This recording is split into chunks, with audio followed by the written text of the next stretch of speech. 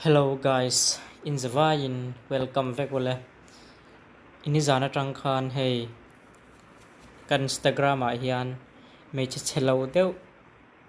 pakhatin min lo teksa chuan hello handsome alo dia yes katizui tak ringo tak kai pon chuan kai in bezela ti han I'm sleeping te where are you from atia chuan India mi kani katia thil soi dan han thiam khop maya filling station avakal la gift card valai la chuan khami gift card khami lo thon la ni khat sungin visa ka siam sakang chetia a visa po chu min siam sakro pokati lo engwa ka ti lo ama le ma han lo in puanga ti khan ni khat sungin visa tu man siam thei lawang mi ten cartel kum tel ten boy puya main ni khat sungin ka siam sakang chetia chu chu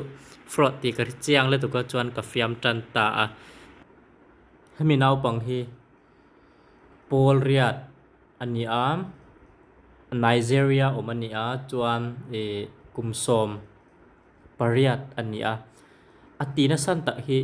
nu le pa anei to lawa farha ani a amamo teti pui thling nan hemi fraud hi kati ani ati a aswal khop mai viewer te kan lo fing khur cheu don nia asan chu adi pia han ain da chelo sia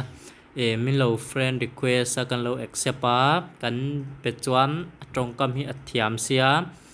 kan account te mi hack sakanga in chuan kan account thil poi mo zong zong kha a account a kalvek don sia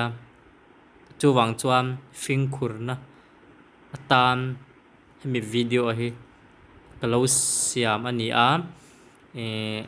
hemi dollar te hi a real account ani a Korea Maria William te hi a fake account ani hei hi hemi account a hian an lo becheni chuan lo fing khurela lo reply su ula lo block to bro asan chu in account a thil poi mo tam tak alo om theya in account voi khat hack ni chuan i thil poi mo zong zong aruswa ka nga atopa chan na sata thleng thei ani alo me